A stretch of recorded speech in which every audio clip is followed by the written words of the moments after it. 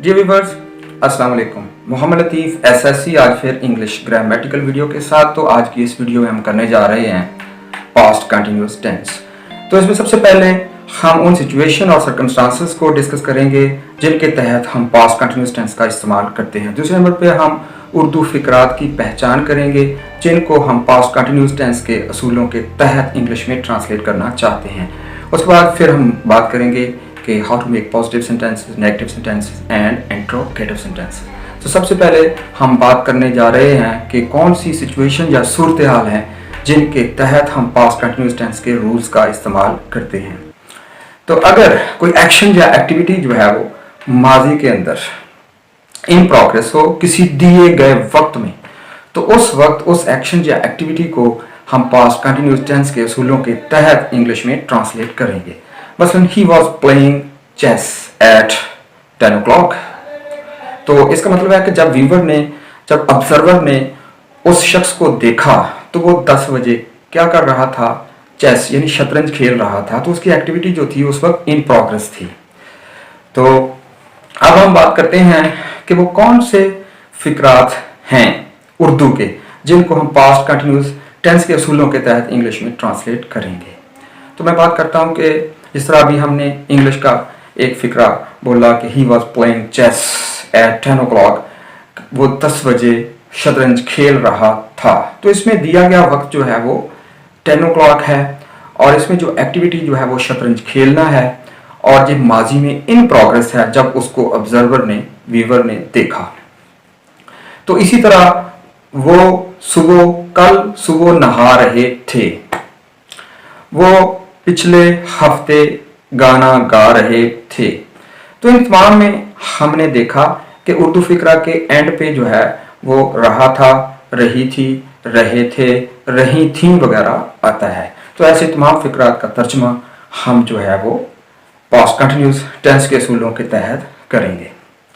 उसके बाद हम नेक्स्ट बात करते हैं कि how to make positive sentences. तो पास्ट कंटिन्यूअस टेंस में पॉजिटिव सेंटेंसेस बनाने के लिए सबसे पहले हम सब्जेक्ट का इस्तेमाल करते हैं, उसके बाद फिर हेल्पिंग वर्ब का इस्तेमाल करते हैं, उसके बाद फिर वर्ब की पहली फॉर्म प्लस ing जिसको आप इंग फॉर्म भी कहते हैं और V1 प्लस ing को फोर्थ फॉर्म भी कह देते हैं। उसके बाद फिर ऑब्जेक्ट होगा और अगर हमारे पास कोई इसके अलावा एक्स्ट्रा चीज़ है तो वो एंड पे लगा के फुल स्टॉप लगा देंगे। तो इसमें बात करते हैं कि सबसे पहले सब्जेक्ट के बाद जो हेल्पिंग वर्ब आना है वो हेल्पिंग वर्ब या ऑक्सिलरी वर्ब इसमें कौन से इस्तेमाल होने हैं। तो पास्ट कंटिन्यूअस टेंस में दो हेल्पिंग वर्ब या ऑक्सिलरी वर्ब इस्तेमाल होते हैं और वो हैं वाज और वर।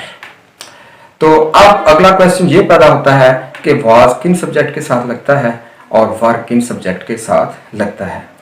तो third person singular he, she, it या कोई सिंगल नेम उनके साथ भी वॉज लगता है, आई के साथ भी वॉज लगता है, यानी फर्स्ट पर्सन सिंगुलर आई के साथ भी वॉज लगता है।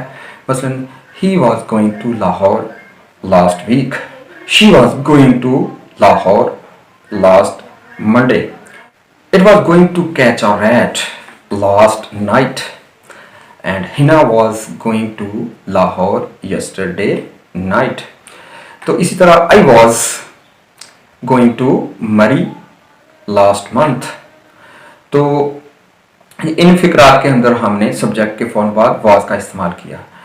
तो अगर सब्जेक्ट हमारे पास थर्ड पर्सन प्लूरल आ जाता है, मसलन दे, और फर्स्ट पर्सन प्लूरल यानी वी, और इसी तरह सेकंड पर्सन यू आ जाता है या फिर कोई जमा नाम आ जाते हैं, तो उनके साथ हम वर का इस्तेमाल करते हैं।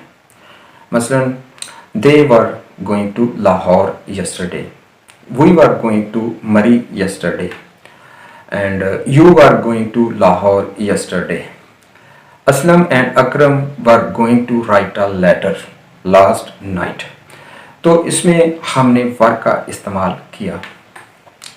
तो अब हम बात करते हैं how to make negative sentences. बहुत आसान है, सबसे पहले सब्जेक्ट होगा, उसके बाद हेल्पिंग वर्ब वाज या वर का इस्तेमाल करेंगे, उसके बाद हम नॉट लगाएंगे और पहले की तरह फिर V1 प्लस ing यानी फोर्थ फॉर्म ऑफ वर्ब लगा देंगे, फिर ऑब्जेक्ट लगाएंगे और एक्स्ट्रा हमारे पास है तो एंड पे बाद में फिर फुल स्टॉप लगा देंगे।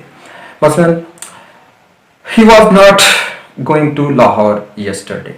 They were not going to cook a chicken last night. We were not going to watch a movie last Friday. तो इस तरह फिक्रा जो है वो सारे बन जाएंगे।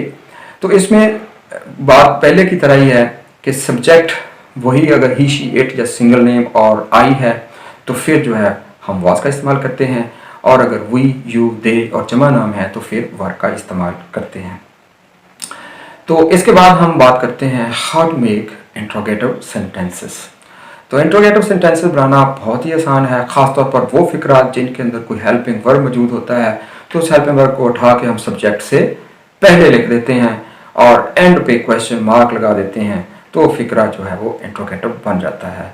मसलन हमारे पास एक सादा फिक्रा है, पॉजिटिव सेंटेंस है कि I was playing chess yesterday night. तो इसमें हेल्पिंग वर्ब जो वॉज इस्तेमाल हुआ है उसको उठा के हम आई से पहले लेते हैं, was I playing chess yesterday night question mark. तो इसी तरह ये बहुत आसान है। तो इस तरह डबल सवालिया जिसको मैं कहता हूँ वो अगर आपने बनाने हों और उनमें किसी WH वर्ड का जिक्र हो जिनमें why, when, how, who, whom वगैरह, तो उनको हम क्या करते हैं हेल्पिंग वर्ब वाज या वर से पहले ही लगा देते हैं। बस हम फिक्रा बनाते हैं कि why was he playing cricket in the sun, he may have sunstroke, God forbid. What were you doing in Lahore last month question mark. तो डियर स्टूडेंट्स, डियर व्यूअर्स, हमने ये पास्ट कंटिन्यूअस टेंस भी मुकम्मल तौर पे कर लिया। अगर आपने अभी तक हमारे चैनल को सब्सक्राइब नहीं किया तो लाजमी सब्सक्राइब कर लें, बेल आइकन पे क्लिक करें और ऑल पे क्लिक करें ताकि आने वाले तमाम वीडियोस और उनकी नोटिफिकेशन आपको मिलते रहें। अपना बहुत सारा ख्याल रखिएगा। खुदा हाफिज़।